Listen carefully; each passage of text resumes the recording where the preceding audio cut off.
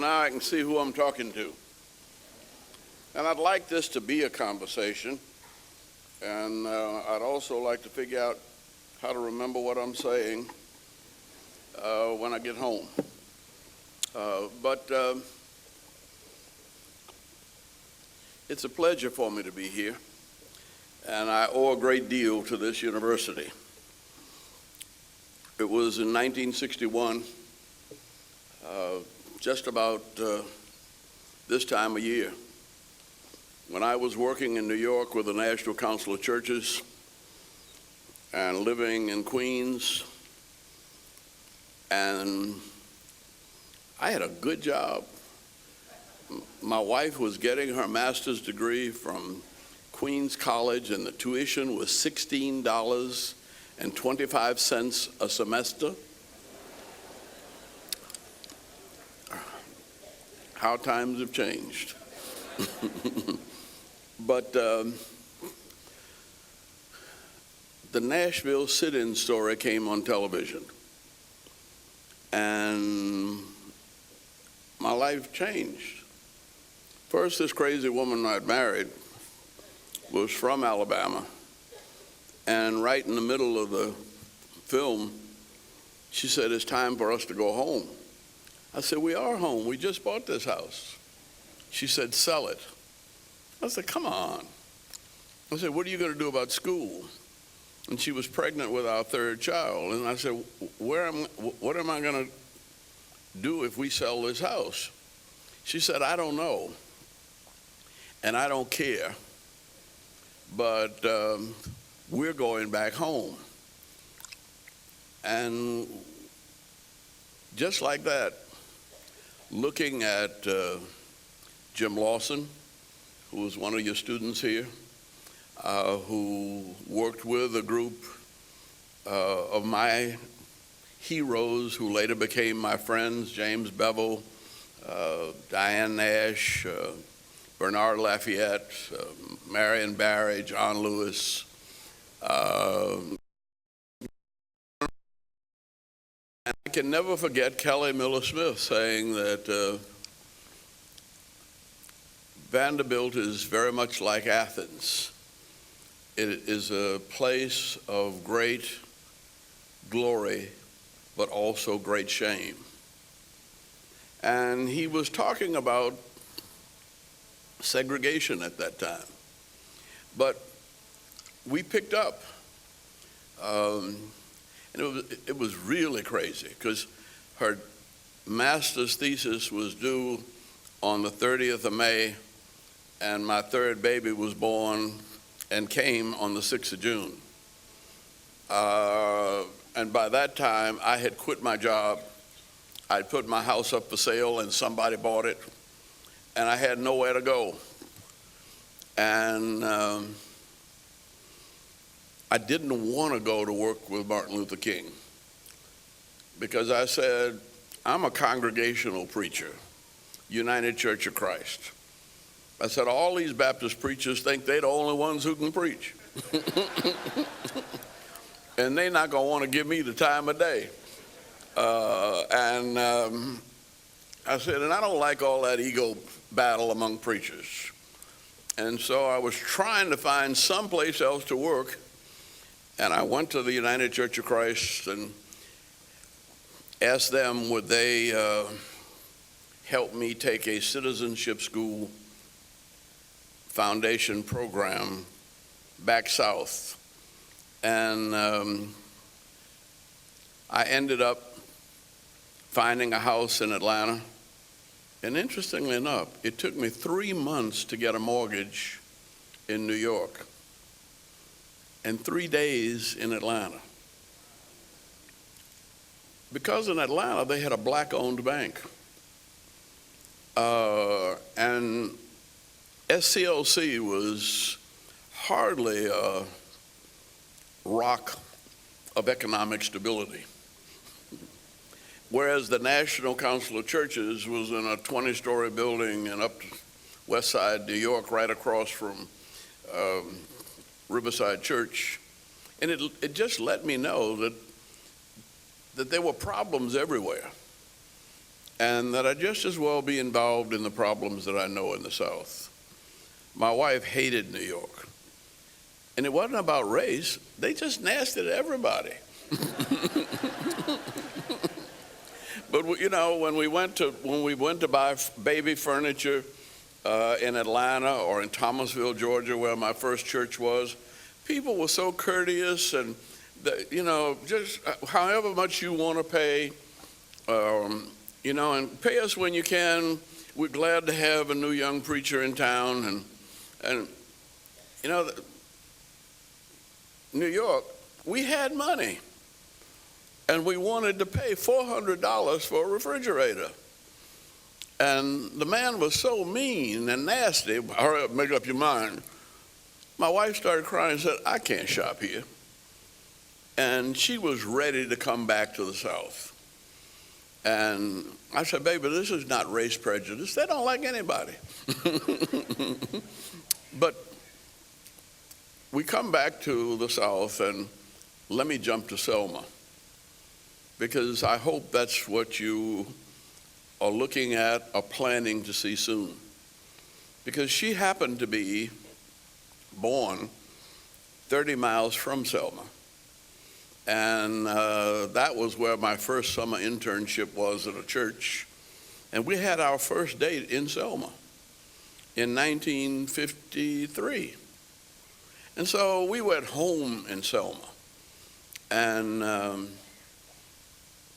you laughing because I'm not old? Because your mama wasn't born in 1953. That's okay.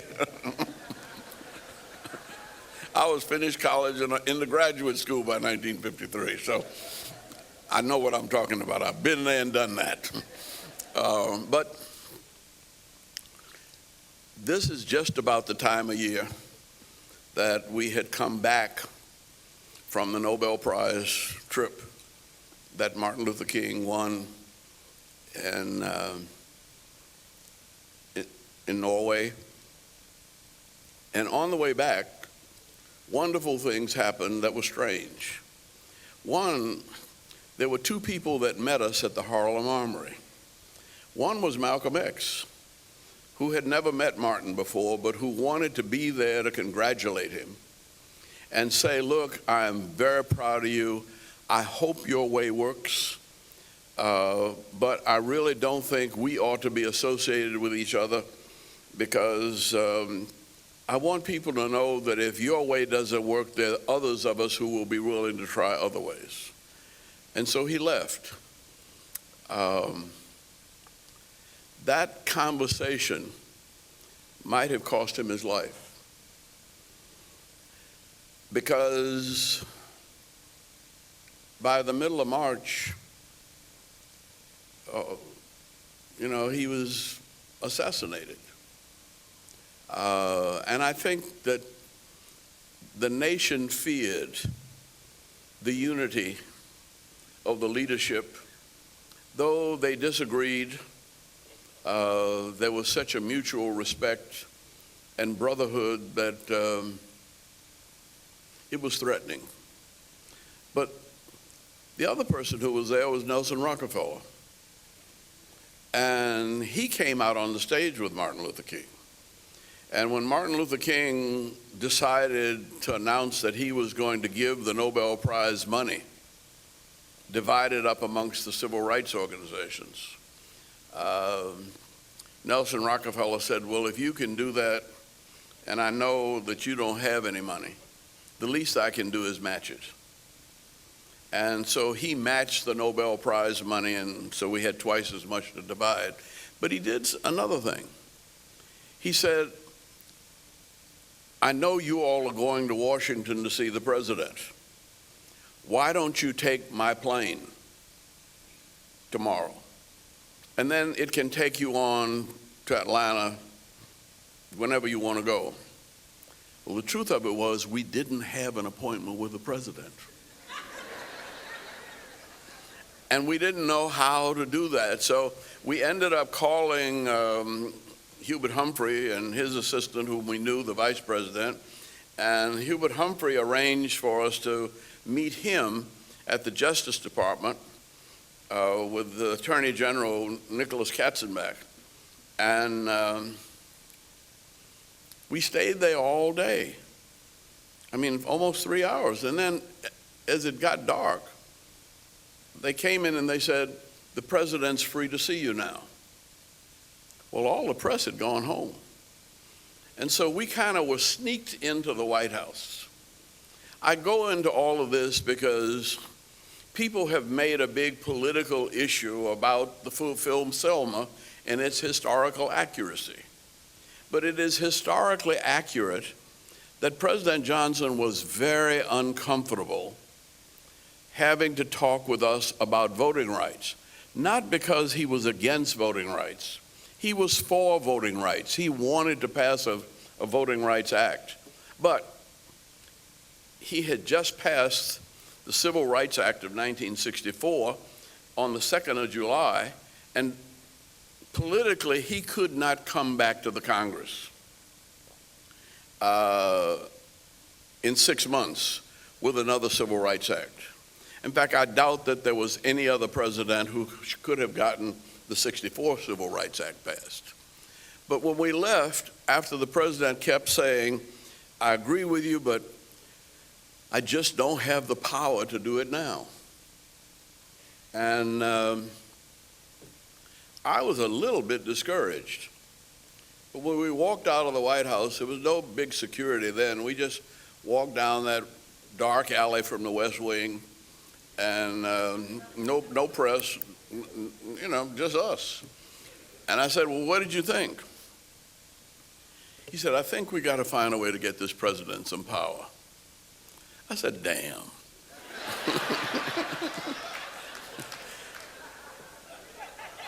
See, I went to Howard and he went to Morehouse. And so we always had this thing going. I said, I knew you Morehouse fellows were arrogant. But that takes it all. You gonna get the president some power. All 5'7", 160 pounds of you, you gonna get the president some power. And I was picking on him, but he didn't laugh. He was serious. And I said, you serious, huh? He said, we'll find a way. Well, we weren't back home 3 days. It's almost Christmas.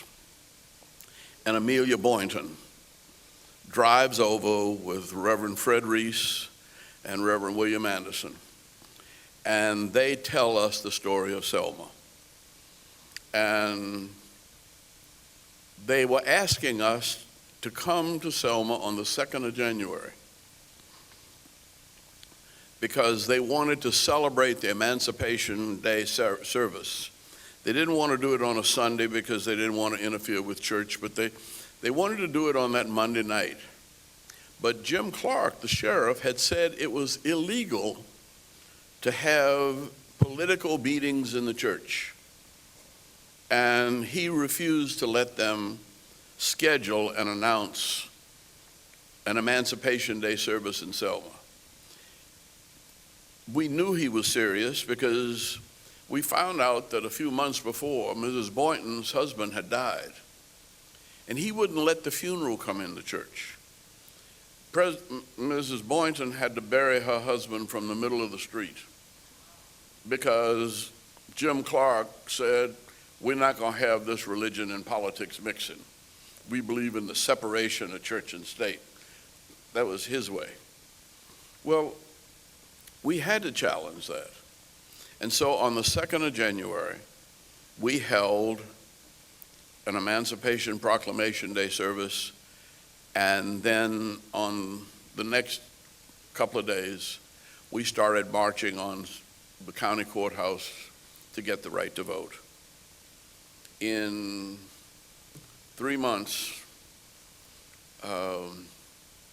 toward the end of March, President Johnson was on television before a joint session of the House and the Senate calling for voting rights legislation. And so, not by his physical power, not by his wisdom, certainly no military power, no argument with anybody. Spiritually, through Mrs. Amelia Boynton, who went to Selma when she was 19, working for George Washington Carver, teaching sharecroppers how to take care of their children and see that they got good diets. She registered to vote in 1932, which is the year I was born in. And here she was in 1965 coming to get us to come to Selma. I will also say that she led a Get Out the Vote parade to elect Barack Obama in 2010, both the first term and the second term. She was 98 and then 100. She's now 105. And I called her a couple of nights ago, and she was telling me, we've got to get these young people ready to take over. I'm tired. I done my part.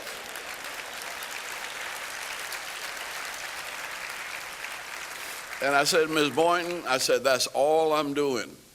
I'm trying every way. You 105 and I'm 82, but I feel like I'm 105. And so I know we can't do much more, but we have set a nice table. And you all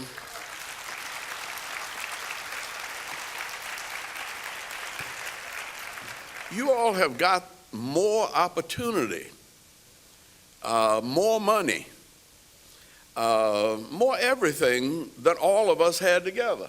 Do you know, in his whole lifetime, Martin Luther King never had more than $500,000 a year to do all that we did all across the South. That was the largest budget he had in his lifetime. It got a little above $6,000, $7,000, $100,000 after his death. But I don't think SCLC has ever had $1 million in a year. And I used to get mad because people would tell us what we ought to be doing. And I would say I learned to love Bobby Kennedy, but it was kind of hard at first when he would say, the reason there are riots in the North is that the Southern leaders have neglected the North. I said, neglected what? That's your territory. You got the FBI, you got the Justice Department, you got the National Guard, you got the federal budget, and you telling us we not doing enough? Come on. You know, these are national and international, they're global problems. But we have carried them as far as we could. And I think even Martin Luther King would be surprised. Though we have him on camera saying that he thought that before too long we would have a black president and or a woman president. And he was willing to say that before he died. But now if I had told him on the road from Selma to Montgomery that I was going to be the mayor of Atlanta or ambassador to the United Nations or whatever else, congressman, he would have taken me off on the side and given me a drink of water and saying, son, you've been in the sun too long. You will not live to see that. Our children, our grandchildren might, but we won't live to see it. And he lived as though every day would be his last. And he used to say, look, you're going to die. You got no choice about that. You can't say when you're going to die. You can't say how you're going to die. Only thing you can say, the only choice you have is, what is it you give your life for? And he told us that every other day almost. And he'd say, look, to be a free man or woman, you've got to just overcome the love of wealth so nobody can buy you out, and the fear of death so that nobody can scare you out. But if you don't love money and if you're not afraid of death, you're free. You're free to do anything you want to do, challenge anything you want to challenge, and dream anything you dare to dream. And so that's sort of how I got into all of these crazy things I've been in. And they all have been kind of crazy, but no more crazy than him saying he was going to get the president some power. And when Jimmy Carter decided to run for president, the Atlanta paper said, Jimmy is running for what? Question mark. It was inconceivable. It was just more inconceivable that somebody could get to be president from Sumter County, Georgia, or Hope, Arkansas, as it was Barack Obama from Chicago by way of Hawaii, with a little African juice in him.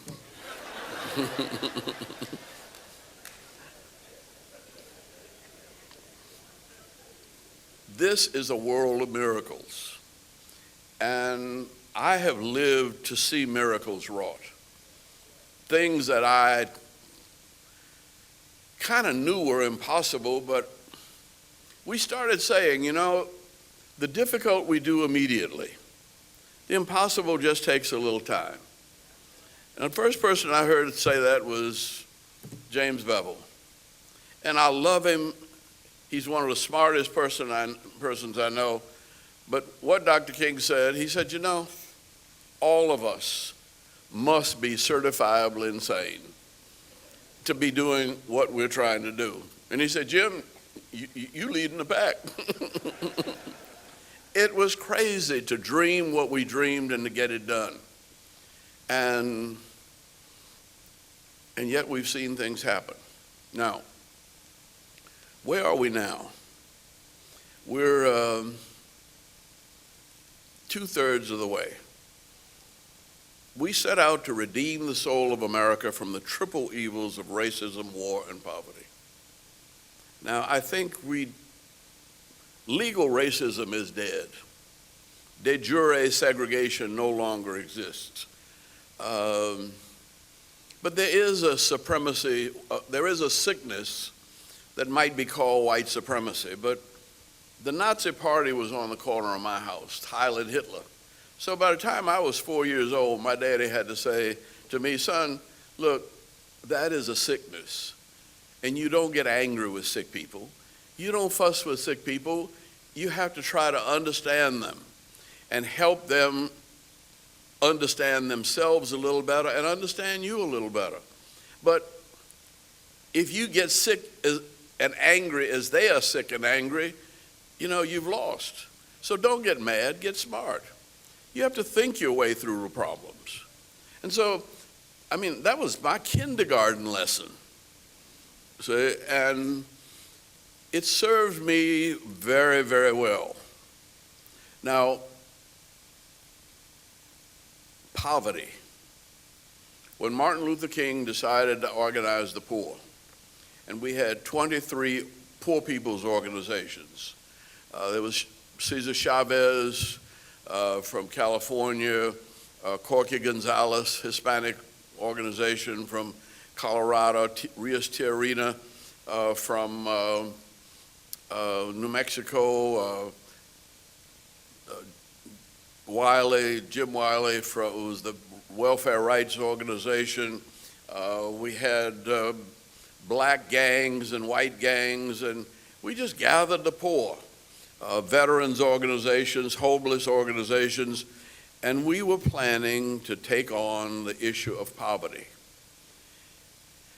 And if it scared people when Martin and Malcolm got together and led to Malcolm's death,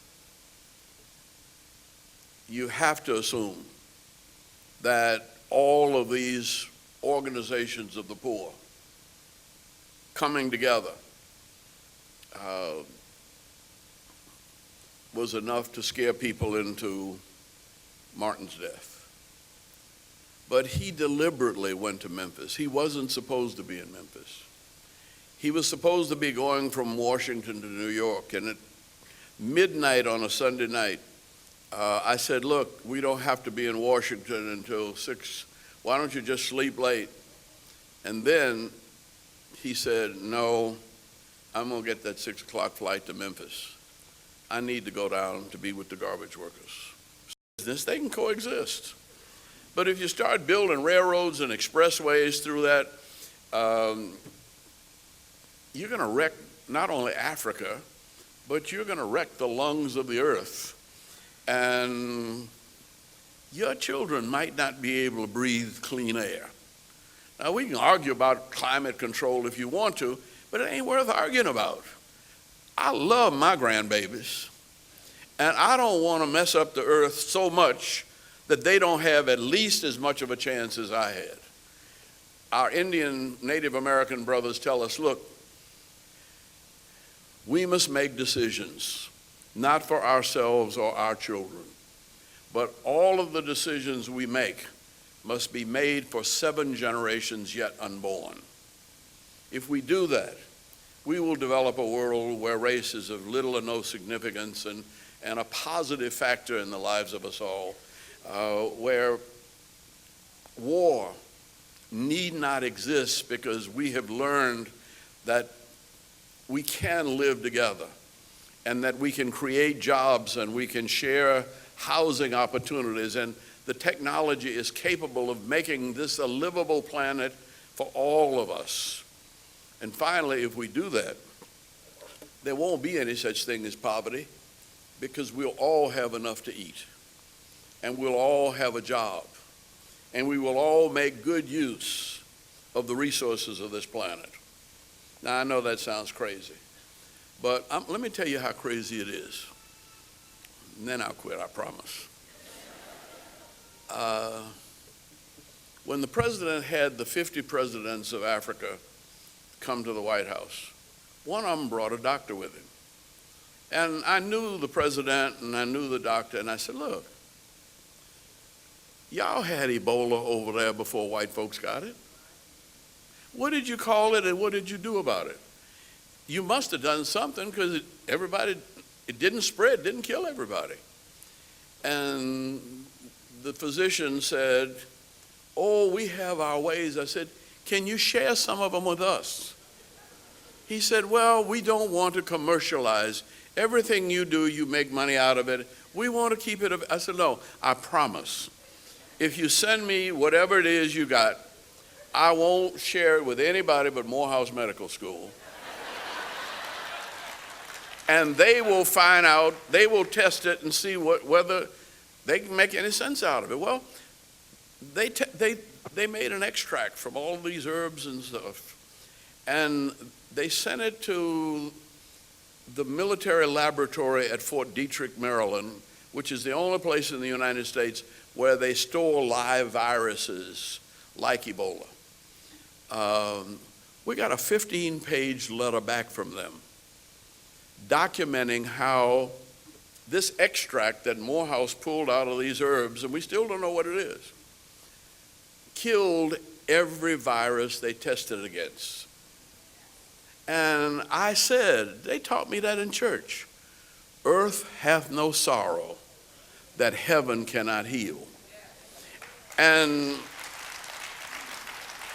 right now, the lady on my foundation board has taken that extract and she's gone back to Senegal.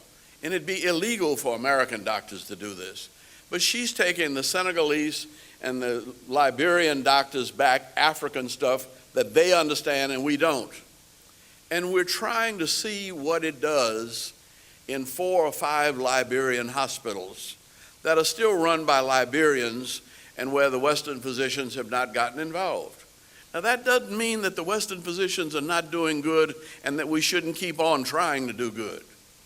But it does mean that everything good on earth is not made by man or woman, that some of it is a gift of God. I leave to you an earth that is a gift of God. And if you tune your spirit into the spirit of the Creator, I guarantee you have a wonderful, brilliant, profitable, and peaceful life. God bless you.